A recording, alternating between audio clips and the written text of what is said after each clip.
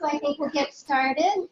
It's my distinct pleasure to introduce Dr. Claudio Nig, and he comes to us from the University of Hawaii, and I'm sure many people might have asked you, wow, who would leave Hawaii? It's like when I came from Vancouver, they looked at me, why? So we are delighted to have you, and we really look forward to hearing what you have to say about enacting a vision for the school. Over to you. Well, I appreciate everybody taking time out of their day and coming down here and hopefully seeing what your future colleague has to say. How's that? We make the first impression within 7 seconds, right? So slide in the positive psychology there. Enacting a vision, I was asked to talk about 2019 to 2024. Like to always, adapt things and maybe think outside the box a little bit. I think the process of hiring the dates are more appropriate, what I have up there. 2019 might fly by. Let me tell you a little bit of story. And the story is about the Fun 5 project. And this is by example. I'll tell the story a little bit and you'll get a taste of how I like to do things. So Fun 5 project is a physical activity and nutrition after school program in elementary after schools. And essentially in 2000 or so, you all know the obesity epidemic in North America. We definitely knew that in Hawaii also, and we looked at the data in Hawaii, and it was actually a little bit scarier. At that time, around the turn of the millennium, 1 in 4 kids entering kindergarten were overweight or obese in Hawaii. So HMO, the largest HMO in Hawaii, HMSA, they sat there and they said, we got to do something because they had 60% of the population insured. They got to figure something out. And they brought the Department of Education in and they invited some experts on chronic disease prevention. And we were sitting around the table. First thing that the DOE said, yeah, there's a thing called No Child Left Behind that the administration and the US administration was putting in. So the school day is off limits. So we said, okay, great, good start. And then we were discussing and throwing around ideas. How do we get to individuals, kids? How do we get to maybe potentially more high-risk kids in Hawaii to prevent obesity? And very interestingly, the Department of Education spoke up and they said, actually, we have an after-school program. It's a state-mandated after-school program for public elementary schools. If single parents or households where both parents work, their kids qualify. So it's to prevent latchkey children. Children from going home at 2 o'clock in the afternoon and having no one at home. And so they're staying at school and the schools have to organize somehow to take care of them till about 5:30 when the parents come pick them up. It's about 25,000 kids in Hawaii that go to this, go to the after school programs.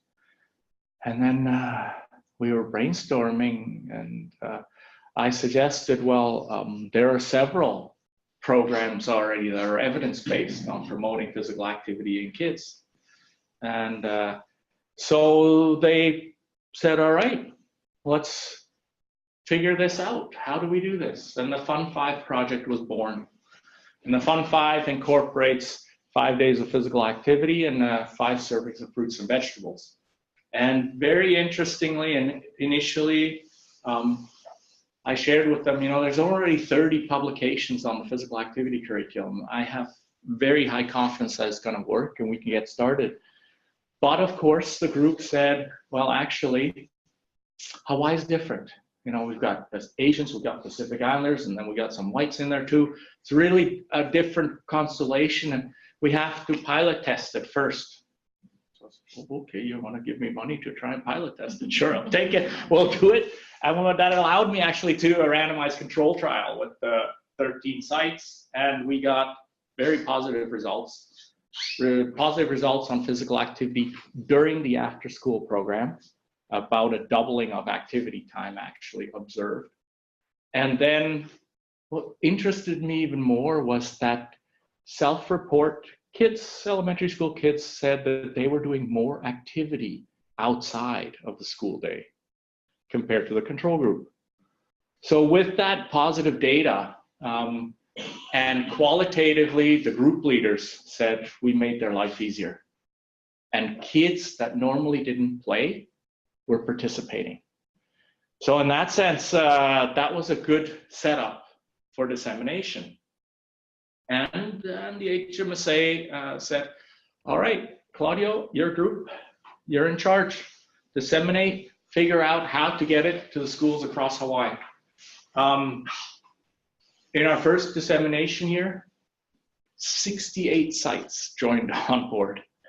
We were like, whew, all right, that was great fun. We didn't expect so many right away, but it was a huge success. One private provider that had about a third of the after-school sites came fully on board. They saw the positive that offering obesity prevention program as part of their offering for the after-school program, that they saw the benefit for their marketing piece for that. So that really kind of started off on a good leg in dissemination. There's 182 sites in total, 182 elementary schools, and we set the goal in 5 years, get to 80%. The second year of dissemination, we jumped up to about 92 schools. So we were already at 50%. And this really was way beyond our expectations. Things were going really well. We were all over the islands training people, and people were starting to get to know and say, you're the Fun Five guy. So the grocery store visits were becoming more and more interesting. Then we had the honor of being selected as United States Department of Health and Human Services Innovation and Prevention Award for Schools in 2005. That was very motivating, and really we sat there and we said, let's take that and make something out of it. And the third year, we hit 80%. We actually hit like 82% of schools. We were at 150 schools already. I don't know whether my staff liked me at that time, but we were successful way beyond our imagination, and things were really, really going well. And then HMSA came to us and said, you guys did an excellent job and you guys met your goal. Now switch your purpose. Excellent. Embrace change, right? And they said, we need to talk about sustainability. And we don't see that the university is in the business of running a program long-term. So your team and the DOE and HMSA, let's sit down, think about who is the best community agency to continue this. And with that being said, we started networking. We started talking to our stakeholders, and meanwhile, increasing the year 4 schools. We were now hitting over 90% of the schools. We had about 22,000 students in our little project. Really exciting, and we found a community coalition that would take it on, and we were able to hand off the project before the 5th year ended. So we worked ourselves out of a job in a way, but it really, that's how it's supposed to work. We were very motivated, and that allowed us to come in, and 4 or 5 years later, we were charged to evaluate how Ho'omiki, the organization, was doing. And they actually increased it to 172 out of 182 sites. So they added a couple more as they were going along. Little bit side note there, the few schools were in the Honolulu School District. Where did my daughter go to school? In one of the schools that did not participate, of course. So let me go back quickly to sum up. Very successful program. We couldn't have done it without the partners. The partners were key in getting us there. All the after-school providing companies that were running the after-school programs were really on board. They embraced us. They brought it into their trainings. We built capacity in the different islands. So it was really the trainers that were carrying our message and the content of the intervention, carrying it out on their islands. They were really ambassadors for Fund 5. And we celebrated them, and we had every year annual get-togethers where we laid people. That sounds wrong. We gave them the flower necklace. That is the culture in Hawaii. And that's just little things to show the respect of the commitment that people had. So in that sense, my team was awesome. Our Fund 5 training team carried the day. The DOE opened the doors to the after-school program. HMSA put up the funding, and they were very involved in making sure that curriculum fit and was culturally appropriate. So in that sense, it was really much more, the entire team made this whole project a success. That being said, let me get back to what I'm actually here for. And that is not to talk about my stories, but to talk about our story. If it all works out, it will be our story. And let's talk a little bit about developing a vision. Some principles that I believe in, self-expansion, strength-based, faculty-led, and really about where my role comes in, facilitating excellence amongst all of us here. And what the outcome of that is. The destination, coming from Hawaii, that's kind of cool to say. A destination for research and education. I'll let you know what that means. Maybe there's a palm tree in there somewhere. So about a vision. I did my homework. I looked around different leading universities, different kinesiology, exercise science programs, and I found a great vision statement. You know, we'll be recognized globally as a leader in research and education through multidisciplinary approach in kinesiology. I like that it has a lot of the cross-cutting things that any kinesiology program should really be aiming towards. How do you implement this vision? Well, I was given a task to talk about, you know, how do we actually implement this and how do I see this? Well, the experts that came up with this had really some thoughts to say about this. And I agree with that enhancing research and scholarship. So really fire on both cylinders, leading and learning, be innovators, make sure that the students get qualified for what we want them to be qualified, and to be able to lead the teachers of the future. Have an organizational culture that promotes this, that rewards this, and stick in a little bit of fun, I would say. And the external engagement.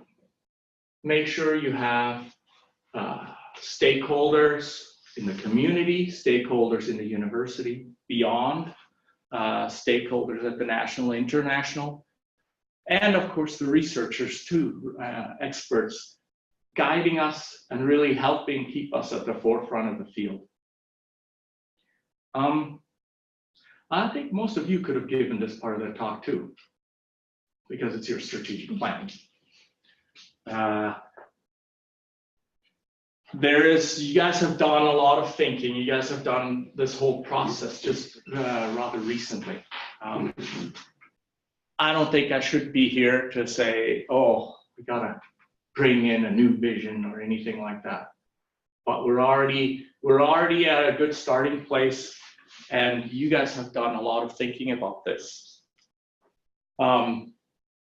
I could talk about, let's say, how do we go about bringing in this vision? Well, the vision needs to be always have the right people on board. Decide who should be part of our visioning process. Schedule time, actually make time so people can interact and think about this, and then assign roles, assign tasks, assign sections, prepare, do your homework, look at other vision statements, set the goals, what do we want to achieve by the end of the visioning process, create a vision, write it down, actually put words to paper, and then talk about it to people, to stakeholders, to other people. People have no idea what kinesiology is about. Introduce them to that. Business leaders, what do they think about this? Get feedback. Then respect that feedback and integrate it. Be open to continually work with your vision. And so it's a growing vision. Review it, adapt it, keep with the time, so to speak. When we're happy with the vision, which I think we may already be, we got to implement it. Well, what does implementing a vision mean? Continue to communicate, talk to people about our vision, give some PR to it, and get feedback. Because the vision itself, it should be adaptable, should be amenable to change. We should embrace that change. We should be part, if not be leading that change. To that, we need to have some plan for implementation. We gotta have our priorities, straight.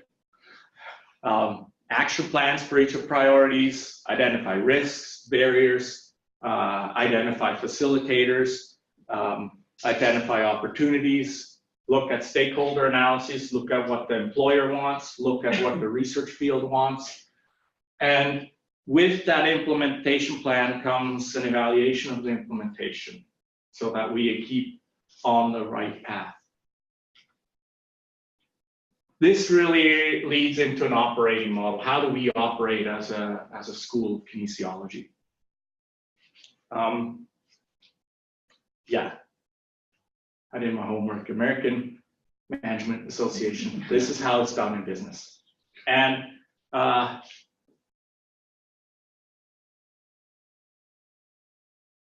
let's take a little break. We can know this management stuff, been through it several times. Yeah, we can do all that stuff and we can follow the textbook and so on. And it will get us there. It will be good, but I'd like to get your buy-in. So first part, those of you who have pens or anything in hand, if I could ask you to just let them go. I would like to do a quick activity with you guys. With your right hand. That means participation, yes. A little physical activity. We're doing fine motor skills, so don't worry about nothing wild and crazy. But you have your thumb and your forefinger. You can put those together. I agree, it's an excellent presentation so far. Look, it's unanimous. Are you taking notes? So what I'd like to do with this, I'd like to say, move one forward to the middle finger. And now to the ring, and now to the little. Go to the beginning again. So pointy, middle, ring, little, pointy, got it. Excellent, good job. Other hand, for those left-handed, right? Okay, pointy, middle, ring, little. Pointy, middle, ring, little. Excellent, good job. Like it, it's looking good. Can we do it both hands? Pointy, middle, ring, little, pointy. All right, let's kick it up a notch. With the right hand, we have the pointy finger. With the left hand, we have the middle finger. The left hand is one ahead. Ready? Move one forward. And another one. And another one. And another one. And another one. And another one. And another one. And another. Great, good job. Give yourself a hand.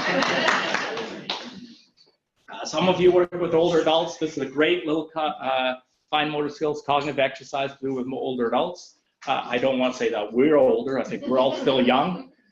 It also works great with kids because all of you had to remove your hands from computers, iPhones, up, blah, blah, blah, and now you're more centered. It's actually a little bit of active meditation going on. Great little activity to get your kids or your university students that might not be listening totally to get back your focus onto the class. Go ahead, you can use it, have fun with it. So let me really delve into this. What do I see my role? What do I see my role if I do get to be your colleague? I see it much more about facilitating you, the faculty, the staff, and anybody else that's involved with us on what is important. What in your job do you feel are the important contributions that you can make? Where do you want to make a difference? Where do you want to influence your field? Where do you want to improve the school? Whatever your area of influence is, what are the bigger questions for you? What are the things that excite you? I should really be part of leading an introspection, looking at yourself, seeing, are you doing what you want to do? Maybe not, maybe so. If so, let's do more of it. If not, let's figure out how we can get to do what you want to do. Do what you're good at. I would like to think about specifically, so I get to know the whole school, some kind of form of retreat. It doesn't have to be a one-day killer session. We can think about different ways of having retreats, but time for creative thought, time for building mutual respect and really figuring out ways to build each other up and lift each other up. The SWAT, I just wanted to put that in because I could say SWAT, like the SWAT team, it's like action, but in seriously, strengths, weaknesses, opportunities, and threats, some kind of analysis there. So this is for you guys to reassess where you are and for me to get much more familiar with the situation. And so that we're on the same page. We're working with the same tools and same assumptions. So this visioning retreat, I see actually as being less of a traditional visionary retreat because you guys already have your plan, but really more of beyond. And I think beyond, we also got to think about beyond faculty. Who else should be there? What other key stakeholders do we have? I think students should be part of that conversation and probably alumni, people who have gone through your program. Other key stakeholders, I think the people that hire our graduates are key. And then I think definitely some other experts in the field that can help provide input for us. The goal here is really to strengthen what you already have, to strengthen, maybe recommit, maybe reshape a little bit, but it needs to be academically sound, realistic, relatable, motivating, and local. I think it's really important to be locally relevant. That in London, Ontario, and you're at a bar somewhere down on Richmond Road, you actually hear when they're talking about kinesiology or something to do with that theme, that UWO is mentioned, that we're part of that conversation. So how do we get there? How do I see us going there? And one of the key concepts that I believe is a really important principle to enact in the way we work is self-expansion. Self-expansion comes out of the relationship literature, social psychology. It's based in approach motivation, and it talks about people doing stuff that is adventurous, induces excitement, challenge, innovation, a little risk, but also in the areas that you know, in the areas that you become an expert in. Essentially, the way that I sum it up and the way that I understand this is we do more of what we like. And those of you that are looking at the longitudinal data analysis, you know, past predictors, the past behavior is the best predictor of future behavior. So in that sense, we do seem to be creatures of habit to some extent. And what we can do is we can capitalize on that. If you are doing what you like, let's see that we can do more of it. And that way, the enjoyment of your job will increase. And this really can play right into self-governance. Essentially thinking about us as a faculty, each of us doing what we like, and then yes, we will have to run the faculty, we will have to run the school, but some of you might like to be more part of this, and others might like to be part of that. Let's support each other for that. Take what you like, and let's move with that. Take what you like, and let's move with that. My thought here is we support each other, we embrace each other, and we respect the skills that we have. And I think there are many skills and many more skills of the people that are not here that I think together we can really run a great school and have a lot of fun while doing it. So the introspection piece, we have to make sure that we know what we're good at. And I would say, let's look at our strengths. Those are the tools that we have. That's where you guys are passionate. I went through your strategic plan and I saw the 3 areas. I don't have to regurgitate them to you. You all know those better than I do. But my question here, are these really the strengths that we have here?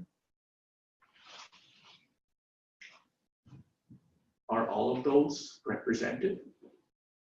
And possibly more important is, are those the areas that we'd like to direct the science? Is that where we want to make our mark? On the education side, again, you guys know more than I do about your undergraduate degrees and graduate degrees, but we have some really interesting topics and some really good topics represented here. I would challenge you, are those the areas of expertise that we have in our school? And more importantly, are those the areas where we want to train the future leaders in? Is that the area where we want to build capacity in London, in Ontario, and Canada, and beyond? I don't think we should only be asking ourselves these questions. I think these questions, and they're going to be critical questions and tough questions to make sure that we're on top of. We should talk to our stakeholders. Figure out, what do they think our strengths are? So what does people outside of our school perceive that UWO kinesiology is good at? Maybe then we can come back together with what we believe is important and what we're strong at, and what the community, the stakeholders believe, and we got to mesh that. Right? We have to come together and make sure that the outside world has actually an accurate representation of us. And we here look at the outside world and we see, maybe we should do more of that, what they think we're strong at. So those kind of introspections and pieces like that, I think, yeah, I could come in and say, let's do this and do that. I don't think I'm going to get a lot of buy-in. You guys are the experts here in kinesiology. You guys have been here longer than I have, although some of you are fairly new here, I understand. But I also think that really for this piece to fly is for it to be faculty-led. I should be more of a facilitator. I think the faculty should be the leader of the school. Governance for the faculty, by the faculty. I think openness, see-throughable-ness, participatory governance, to me, will lead to much more understanding, will lead to much more commitment, and will lead to much more kind of happiness with the process. I believe it's also going to be much more, if there is issues, or if there is a small things bubbling up, that let's talk about it. We're all adults here. There's a problem with the class. Bring it up, solve it as soon as we can. Let's identify a problem before it becomes a big problem. So in that sense, I'd like to promote competence, good dose of self-efficacy, autonomy, and relatedness. And for those of you in our area of research, that's a self-determination theory. You got it. I'd like to extend that to pride and responsibilities. School of Kinesiology is our baby. And we can do with it what we would like. You know, about you know, governing for the faculty, by the faculty. Yeah, I understand we are going to need some committees. You have existing committees already. Let's have a look. Is that the most parsimonious way to run productive committees? The last thing we all need is another meeting. There's a joke that we have, unfortunately it's from our hockey team, but there's no one as ineffective as all of us together, which I think we should take in jest, because of course we are together and we're going to be going forward together, if you select me for that. So I would say, where can we decrease the committee work? Where can we have less forms to fill in? I'm a fan of that. You know, I think our faculty, we have our partners, we have our community stakeholders, we have our community that we work with. I think they are part of this. They are part of this process. We should be checking in with them. Maybe they be part of this. Definitely the students should be part of our committees in as much as it's allowed. As we look at the stakeholders, let's reevaluate and discuss the usefulness of advisory boards. Do we want to have a community advisory board and a professional advisory board? Open questions. I be looking towards all of you to that we come to what works for the best. So with that being said, what does it look like, this facilitating excellence? We got to define success. We do have to figure out some benchmarks, both on the education side and on the research side. You know, we see common understanding of all of us, and I think we might want to discuss the thought about having a few areas where we're really good at, a few areas where we're leaders in the field, a few areas when you're at a conference somewhere and you're talking to another professional and the topic of this content area comes up, people say, oh yeah, so-and-so at Western should be at this table. We need to define the indicators of our success. you know, here we can do traditional publications, impact factor, H-index, class evaluations, number of graduates, professor to student ratios, those kind of things. I'm going to challenge you a little bit. Let's talk a little bit about other indicators of success. And nowadays we got to talk about social media of the professional endeavor. We need to think about not only about how many citations, but possibly how many page views, how many likes, how many tweets, all those kind of things. That's more and more becoming part of the academic language. And once we have set that up, our indicators of success, it's really, I think, the department administration and my responsibility to try and pave the road for us to do well in those indicators.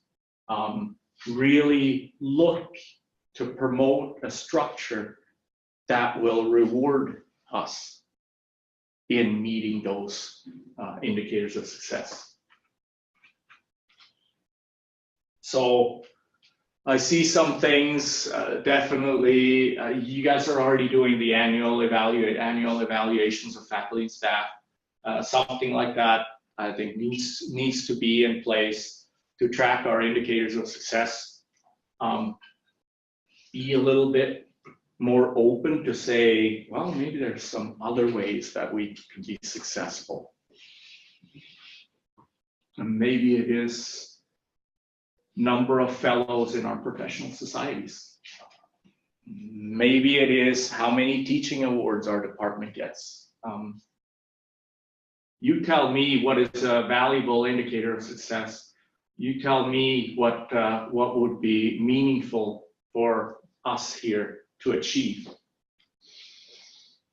And I see us, you know, we got to look towards the leading institutions.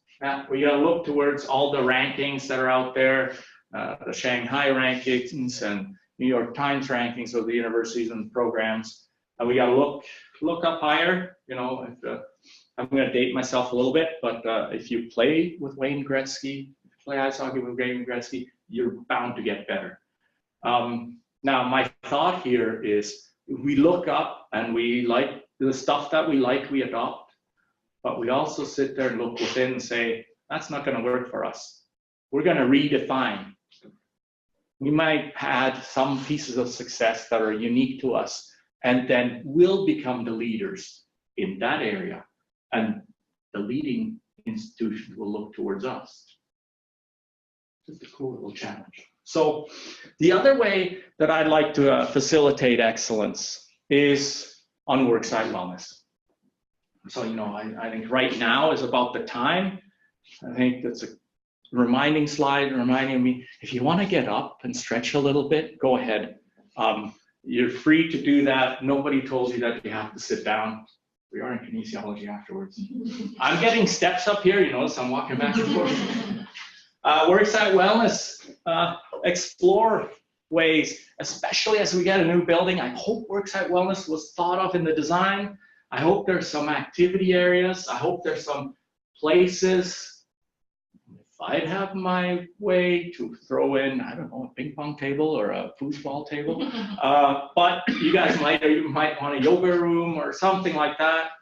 Let's brainstorm a little bit. I'd like to definitely be a cheerleader for us in terms of what's going to make our worksite a really good worksite. You know, we tell ourselves a good example, hotel worksite wellness we did with 30 hotels in Waikiki, 12,000 employees, and the management said 30% of the 8-hour shift, 30 minutes of the 8-hour shift is given up for the worksite wellness program that we brought in. They had a lot of fun. They taught each other physical activity programs. They taught each other healthy cooking techniques. They took time out of their workday. We should kind of practice what we preach. So we should have worksite wellness pieces in here, because we all know if we're physically active, if we're healthy, we get more oxygen to the brain, and therefore we do better work. We are more productive, we are less sick, so we have less absentee and less presentee. Presenteeism is the concept of being at work when you're sick and not really working. We should promote what we have. So if we bring in a yoga class, don't let the poor yoga instructor be all by themselves. Be part of that, you know. Say, hey, I've seen you sat in your office for 6 hours. Want to come for a quick walk? Support each other. Support each other. Make this a healthy place to be. A healthy place is also social support. In that sense, I think we all can work on the work-life balance, but I would really like to figure this out. You know, in the middle of the job talk, I sat there and had you guys do a finger exercise. Loosens it up a little bit. Yeah, it's serious, but we're all human beings. We'd like to enjoy life every now and then. And I had you all laughing. So really, all this work is to come, for it to come down to a research and education destination. If we do what we're good at, if we enjoy what we do, then we'll become a place for students to study. We'll become a place for postdocs to start their careers. We'll become a place for professors to do their sabbaticals. And policy and decision makers to come for us for extra expertise, testimony, and input on certain things. In other words, we're going to be an academic destination nationally, if not internationally, for a few specific topics. So if I've convinced you, come and join with me on a path to a destination.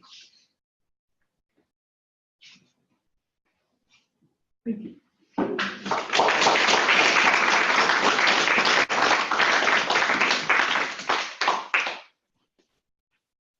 Thank you so much. We now have some time for questions, discussion, conversation. Yeah, you guys should recognize these pictures. This, I think, will be renovated.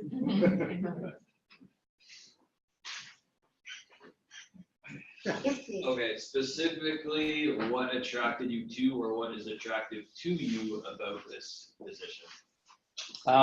Couple of things. I like to build. I like to bring stuff up. That's the one part, and the other piece is the diversity here, and specifically the diversity in topics that is represented and expertise that is represented. I think you're one of the few schools in Canada, you're one of the few schools in North America that has this breadth. And I think that is something that we should work in as a strength. I think that is something that we should try and figure out how to really have other programs start looking at us and say, these guys could pull this off with so many different areas represented. I know I say we should have 2 or 3 kind of flagships, but I don't think, I mean, we got to be strategic about it, but I don't think we should let go of the other programs.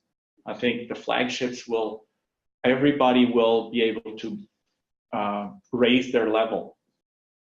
And in that sense, I think it's a relatively unique group that sits here. Thanks. Yeah. You talked about work-life balance, and I just wondered, with the heavy management responsibility of being the director of the school, how do you fit in your own research and keep it world-class? I thought you were going to ask about the life balance. How am I going to go back to my fiancée and spend time with her? The research itself, I think what I see a lot, and just the meeting right before this was with the centers.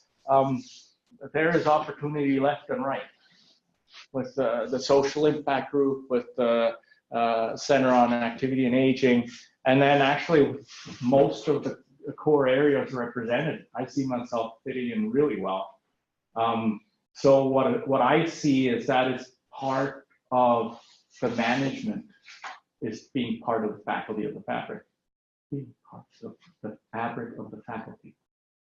Essentially, working on grants together, working on research papers together, what are future areas, potentially connecting some of the areas. I'm much more in primary prevention and health behavior change, but there's some really neat ideas to connect that with physiology and biomechanics. And some really, obviously, an older adult health is an easy connection to make. I would love to work with the sport and social impact group, talk about giant events, football games in the US, for example, soccer games in Europe. How can we motivate all those sedentary fans? So in that sense, and that'll make me available. That'll make me part of the group. And so in that sense, we'll be able to see and feel the issues of the faculty going on. The other piece is how do I balance those things? Having good people around me, having the admin staff that supports me, that will allow me to focus on being a good director and being a good scientist at the same time. And from what I had in the meeting with this morning with them, we were off to a great start already, and trying to really open up communication lanes and moving forward with that. Thank you. Yeah. What's your view of the incorporation of a physical activity component in the undergraduate curriculum? A great question. Definitely respect the history of the school that did have a significant sport component and activity component. We need to be strategic about it. I would say, what's the view of the faculty for that answer? And then let's support that answer. But basically, if we feel that having sports and actual activities in our program is what the students need to prepare them, that would be more if we have the pedagogy, training teachers, training coaches, that then I think it's strategically smart to have that kind of component. If we as a faculty feel that that's not our main bread and butter anymore, that's not our main outcome of our graduate students, then possibly letting that go. I am open either way. I see the value, but I also see strategically that it may not fit. I think we have to talk where does the faculty sit here, and then support that decision.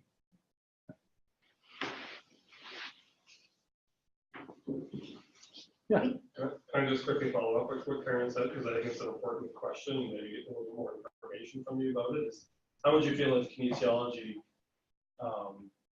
campus-wide promoted all students on campus having to be involved in some sort of electives program and entailed activities that was 100% supportive. In fact, I'd probably lead that engagement. I was asked by the National University of Singapore to discuss that exact thing. They have a little different management structure all the way down from the dictator. The interesting thing here for us would be Which would not be me. Referring to me. Just so you know. I was Singapore. Let's be clear about that. But no, I think, wouldn't it be amazing to sit there and say, okay, let's make Western the healthiest student body of the country. That would be a great research project, and that would be a great challenge. We've got to figure out, shirt or end shirt, or maybe you see like. I don't know. I mean, I wasn't considering it that way. I was considering it as a way to generally represent the actual school. Yeah, And great. Yeah. support our mandate. Yeah, that would. We'd have to figure out how we can do it, right? We have to figure out how, because that's going to be either in the first or second year of undergraduate that any student would have to figure out. That means we have to have a pretty strong lecturing pool that can take that. That's going to be a lot of students, but it's going to be a really good idea. we got to be creative about that one. Other thoughts? Yeah. With the Fund 5 initiative, it sounds very successful, and then it grew probably considerably faster than you had originally thought it would. And you made a comment that your staff may not have been too happy with you at one point. Yeah. I'm guessing that was increased workload and trying to launch this and roll this out to a number of institutions. Right. How did you manage that, and what sort of resources did you put in place to help facilitate the success of the program? I did several things. First, I went to the funder and I said, we have to decrease the evaluation responsibility. We're going to go to a random representative sample of schools instead of full evaluation. And that was a significant chunk of going to sites and doing work, and that needs bodies. And the other piece I did is I engaged in fundraising. Engaged in fundraising, non-traditional forums, had fundraising strategies, employed a business student to tell us how to fundraise, how business raises funds. And then we raised up to $70,000 in that 1 year. And that allowed us to do several things, hire a support staff, buy equipment for sites so the sites were happier with us. Those kind of things made things a lot easier. And we had several streamlines in our operation manual. We already had 2 years of success going on, so several things. For example, one of the evaluations was doing process evaluation, and we shortened that from a 3-pager to a 1-page document, all these kind of things. So the interviews with coordinators and administrators took 5 minutes instead of about 15 minutes. So I managed workload by trying to make it easier on the staff. Thank you.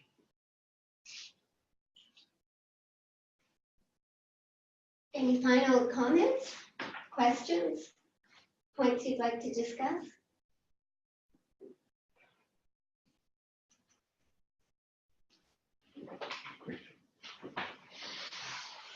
Very well. Okay, so thank you again, Claudio, for a very interesting talk, and we'll give Claudio